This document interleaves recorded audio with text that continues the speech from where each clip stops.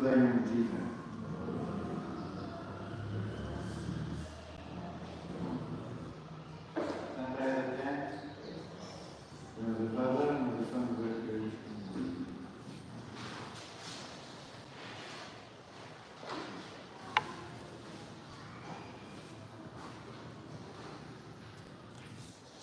We continue these lessons mainly about a new chapter about the Sacrament of Matrimony.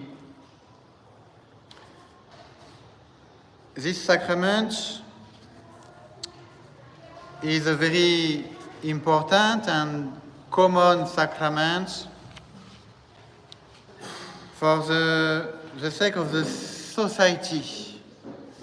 Of course, the religious society, that is the Catholic Church, but also the civil society, the sanctification of humanity, of our society. Of course, the Sacrament of Matrimony is a sacrament that makes families, and family is the basic cell of the society. And this is very important because a human being is a social animal. It means we are a social being. We have been made by God to live as a group, as a society, and a very important part of our personal life is influenced by the society in which we live. And this is why the sanctification of the society is very important for our own sanctification, for our own good and well-being. We are not individuals living alone in this world, doing our own life, making ourselves alone. Not at all. We receive most of what we are from the society we belong to. Today we have an individualistic way of thinking that is pushing more and more for this individualism. But it is very wrong and dangerous because actually it is not true. We are a society, we are a group, and this sacrament of matrimony is there to sanctify the society, to sanctify the group. This is why this sacrament is so important today for the regeneration of our society and for the salvation of so many souls. Now let us start off these lessons. Christian marriage unites one man and one woman for life.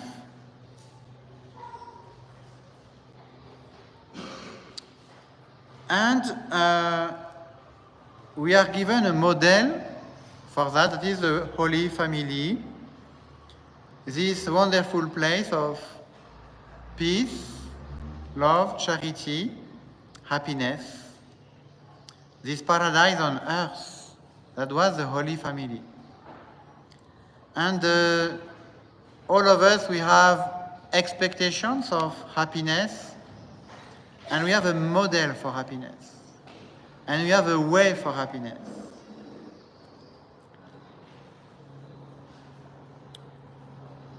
If we imitate the Blessed Virgin Mary and Saint Joseph, model of Christian spouse, we will reach to this happiness, somehow, a good part of it.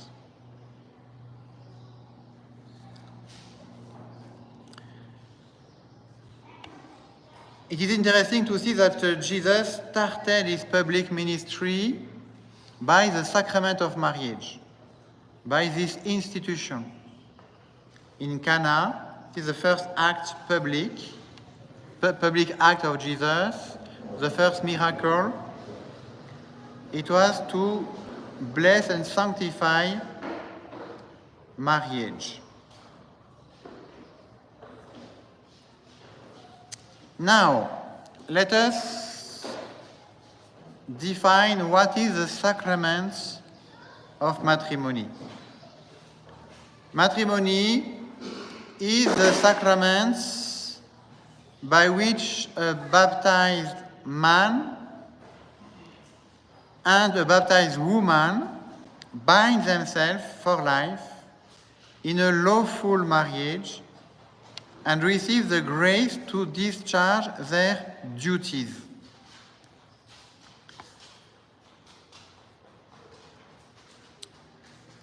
It is the oldest institution of the world because this matrimony was made in the Garden of Heaven by God Himself, created Adam and Eve.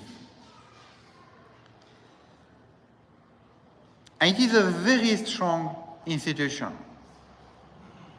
because maybe we could believe that the bond on earth that is the stronger one can be the bond of filiation, the relationship between the parent and the child, between the mother and the son and the baby.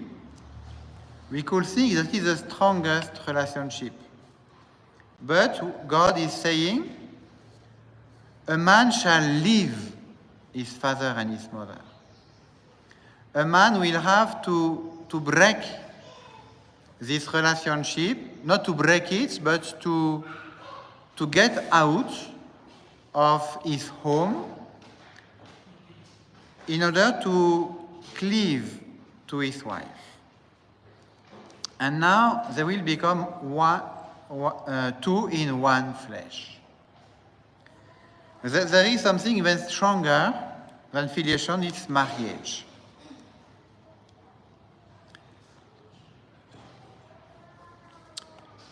Before Christ made marriage a sacrament, it was a covenant, a sacred contract. It was not a sacrament yet.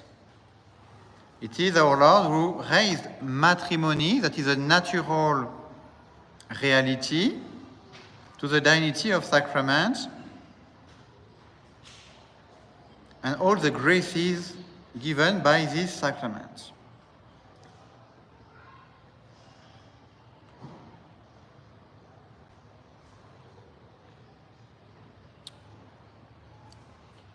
Why does Jesus want to make marriage a sacrament? To sanctify the family and the society, to sanctify the spouse and to sanctify the children.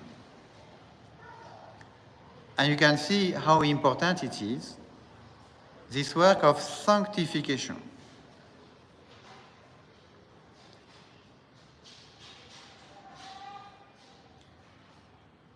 Marriage is a natural reality, and God is using this natural relationship to become a source of grace for the whole family. As we usually say, we have two sacraments that are dedicated for the sake of the society. One is priesthood, when a man is consecrated for the sanctification of the souls.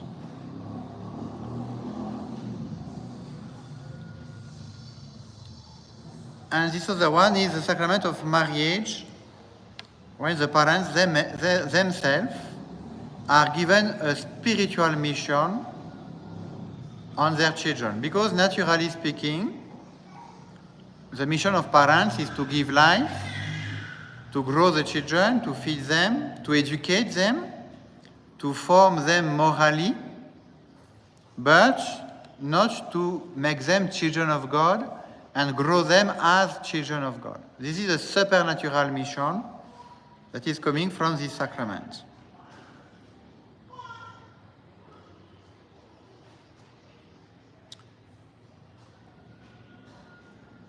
By the sacrament of matrimony, God is granting the contracting parties the husband and the wife, to bear the difficulties of life, of married life, and to sanctify their common life for God's glory and the salvation of their soul.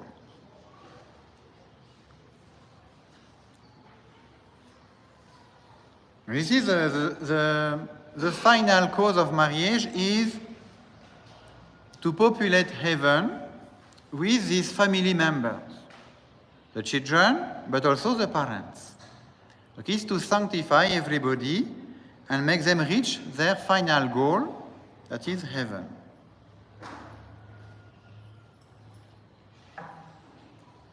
Of course, the natural cause of marriage as a natural reality is the generation of children and the education of these children to become good adults, saint adults.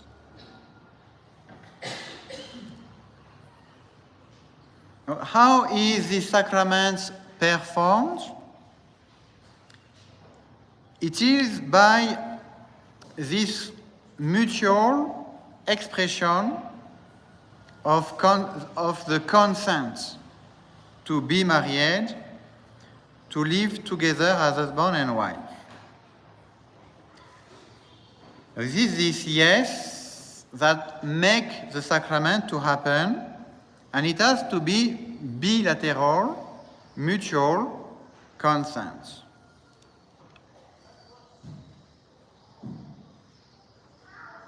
And the main act of the marriage ceremony is to say this yes,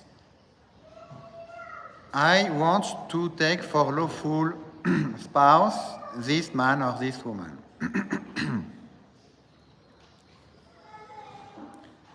If there is no consent, there is no marriage.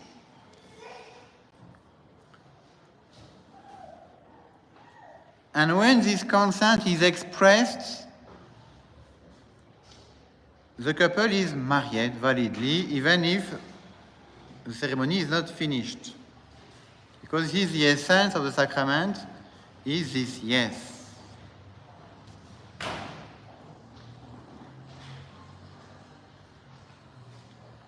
Now for this sacrament, we have a kind of exception, because this is the only sacrament where the minister of the sacrament are the one who receive the sacrament. The one who was the minister of the sacrament are the groom and the bride, who give themselves the sacrament by their consent. Sometimes we consider that the priest is the one making the marriage, blessing the marriage, is the one marrying people. It is wrong. The priest is just the official witness of your marriage. He is a witness authorized by the church to be present, to receive the consent, and to bless this union.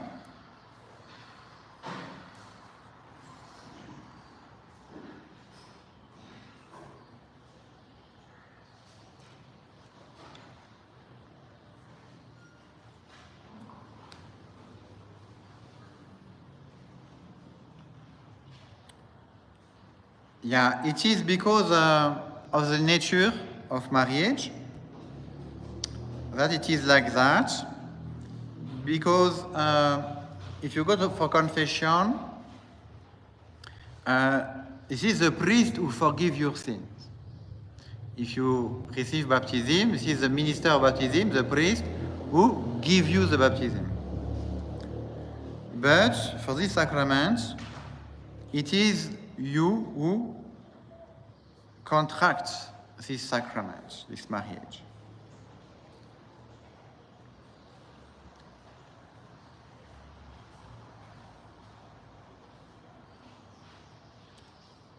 now we have said that marriage is the sacrament of matrimony is the sacrament that is binding a baptized man and a baptized woman. Marriage, to be a sacrament, has to be between two Christians who are validly baptized. And when I say Christian and not Catholic, it's because if the baptism, even the Protestant baptism, is valid, the person have received the sacrament of baptism, and now they can receive also the sacrament of marriage, even if they are not Catholic. The sacrament is still considered as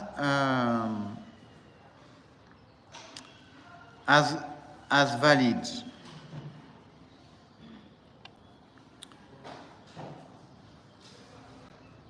It's a bit complex, huh? So when someone is baptized with a valid baptism, if you baptize an Anglican child with a valid baptism, an Anglican baptism but valid, the child becomes Catholic. Okay, he doesn't know, but he is Catholic. He belongs to the Catholic. He belongs to the Catholic Church, even if the parents are Anglican, because there is only one baptism: the one of Christ, the one of the Church of Jesus, and this is the Catholic baptism. If you baptize someone with it, he becomes Catholic, not Protestant. He will become Protestant the day he will realize the difference between Catholic and Protestant, and willingly will choose to remain out of the Church of Jesus, you know. And this is where he become an heretic and become separated from the Church of Jesus. But if the baptism is valid, he is Catholic. And this is why if he gets married, he also getting this sacrament of marriage.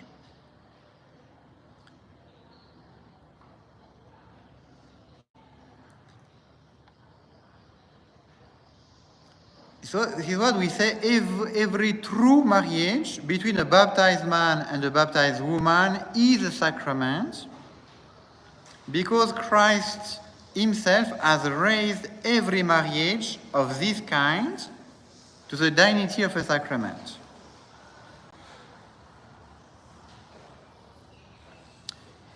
A marriage between baptized non-Catholics is contracted in a valid way, is always a sacrament, and is so recognized by the Church, and it can be broken only by the death of one of the parties.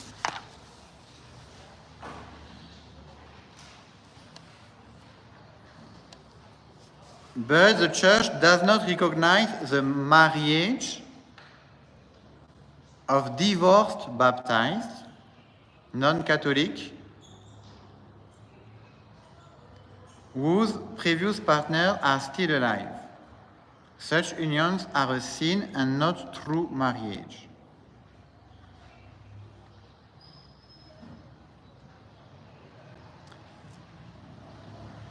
This is why if two Protestants are married in their church, they are validly married, and they cannot divorce. And they cannot get married again, even if they are not Catholic. As long as they have performed a real marriage.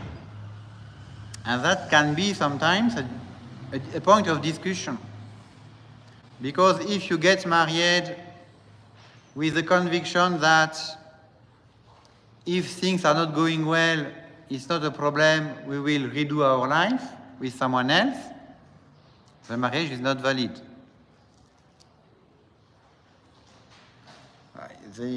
Because it's a specific contract a marriage. And if you don't intend to the terms of this contract, you are not married. You do something else. That maybe it becomes friendship, it becomes, fornication, it becomes prostitution. I don't know what is the kind of contract, but it is not a marriage.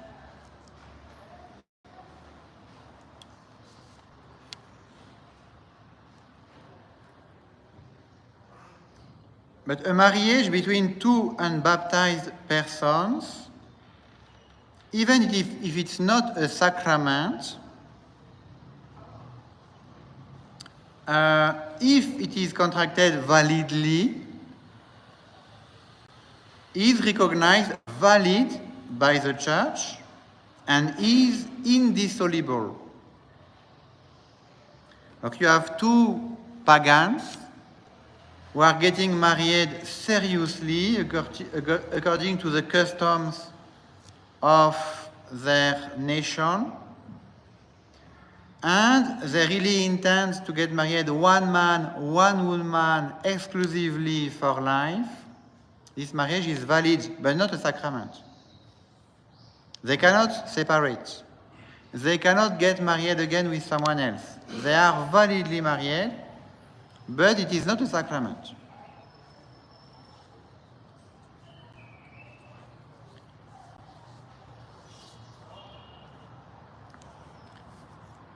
There is just one exception given by the church. In the case of a marriage between two unbaptized persons, if one were later baptized in the church, the marriage can be dissolved by the Pauline privilege. The conditions are: if the unbaptized party refuses to live with a Catholic or to dwell peacefully with the Catholic, the baptized one may have the marriage dissolved and be free to marry a Christian. This power of the church is based on St. Paul, who is saying, if any brother has an unbelieving wife and she consents to live with him, let him not put her away. And if any woman has an unbelieving husband and he consents to live with her, let her not put away her husband.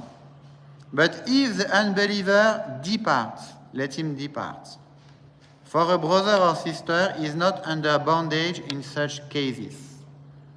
It is one of the two only exceptions where a natural marriage that is not a sacrament can be dissolved for the sake of the faith. That is a higher goal and a higher condition. That is not good, is not possible for Catholic, only for pagans.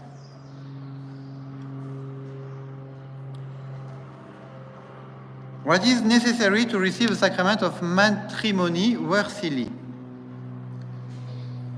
It is necessary to be in state of grace, to know and accept the duties of married life, to obey the marriage laws of the church. Yes, the marriage is a sacrament of living.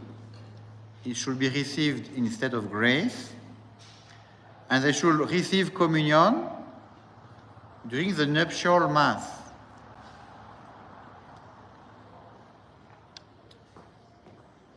It is good to make a general confession before the marriage. It means a confession of the whole life to prepare better for this ceremony. If someone was to get married in church in a state of mortal sin, the sacrament is received, is valid, but they don't receive the grace of the sacrament until they repent and go for confession. At this moment, the sacrament will produce the fruit in the soul. That is the same for every sacrament received in mortal sin, confirmation,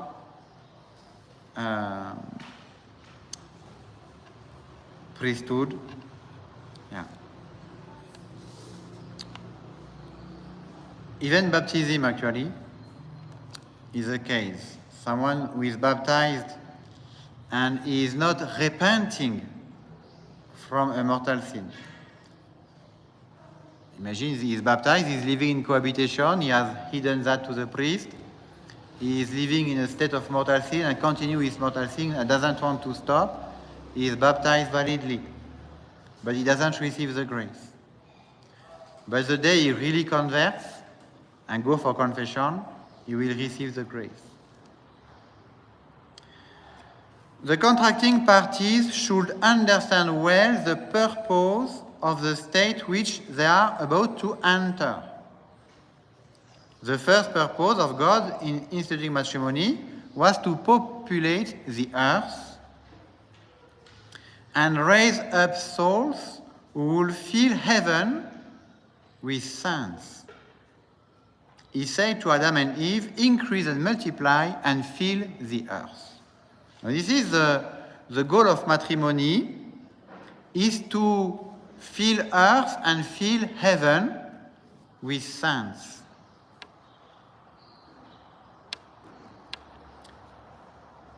In matrimony, a man and his wife take part in the work of the Creator, giving life to a deathless soul.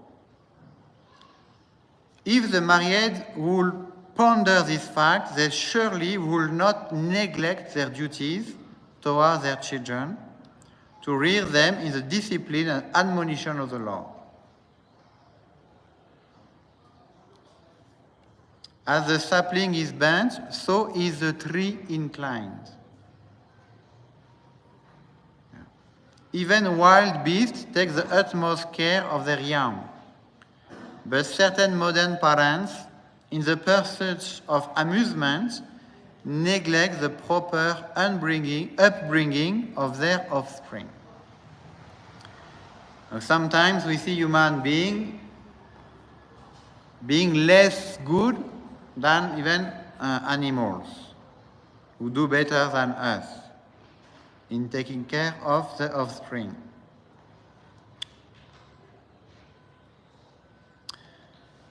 Now, what are the chief effects of the sacrament of matrimony? First of all, an increase of sanctifying grace. Matrimony is a sacrament of the living and must be received instead of grace, but it increases the sanctifying grace already possessed by the recipient, so that he becomes more pleasing to God. He has more life of God. This life has grown. He is more godly, more divine after his sacrament. He receives also a special help of God for the husband and the wife to love each other faithfully, to bear with each other's faults, and to bring up their children properly. This is a special sacramental grace obtained from the reception of the sacrament of matrimony.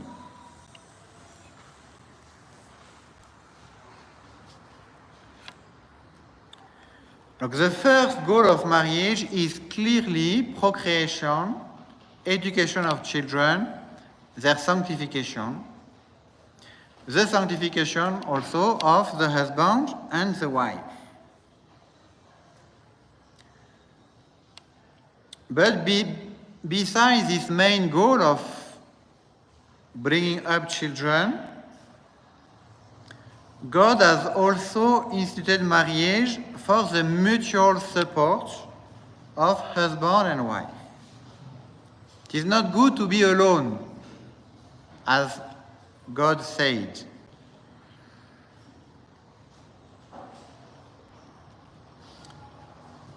And human beings, they need this mutual help.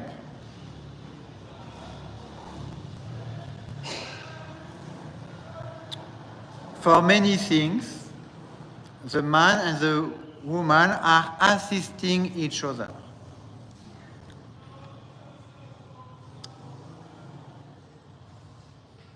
And the grace of God is needed because of this original sin. We are weak, we are sinners. It's difficult for us to stay good and to do what is right without a special help of God. It's impossible, actually. This is why we need the grace of God to be good even in marriage and to be faithful.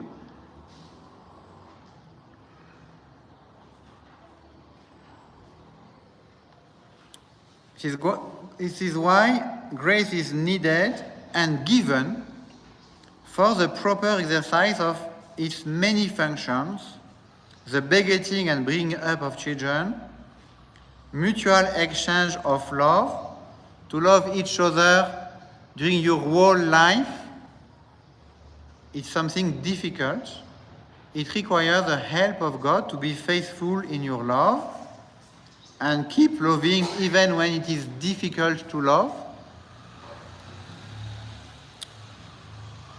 And we can see today so many marriages are breaking up because sometimes it becomes difficult to love, and now they stop loving and they break down.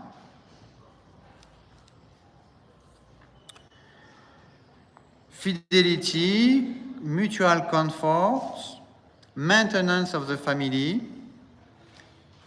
For all these and other duties of the marriage, matrimony is an unending source of grace. And what is beautiful is actually to see Catholic families. Catholic families who are trying to do what is good from the beginning are beautiful place of love, beautiful place of happiness, place of peace and happiness. And we can say it is working.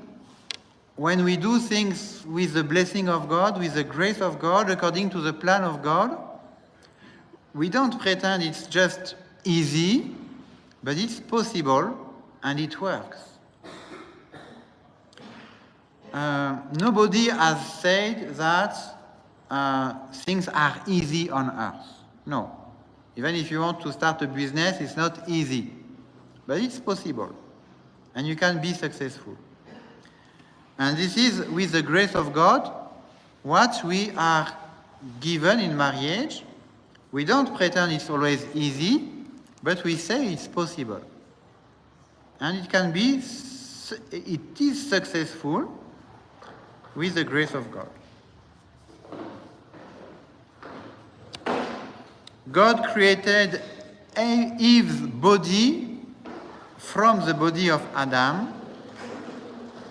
This was to show the perfect equality and union that should exist between husband and wife, who by marriage become two in one flesh. This unity is willed and made by God. But this real unity, that is a unity of spirit, of love, of mind, requires the grace of God to be successful. And this is why it is very important for us to establish our families, to establish marriages with the blessing of God. And we know it's a big problem everywhere in Africa. It's marriage. Catholic marriages are difficult to set up.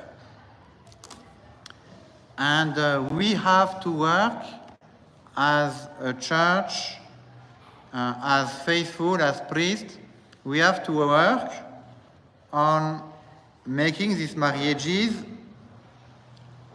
easier and to make them happen according to the plan of God.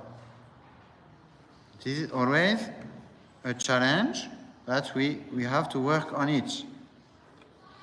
But let us value marriage, understand the plan of God, and participate to its implementation.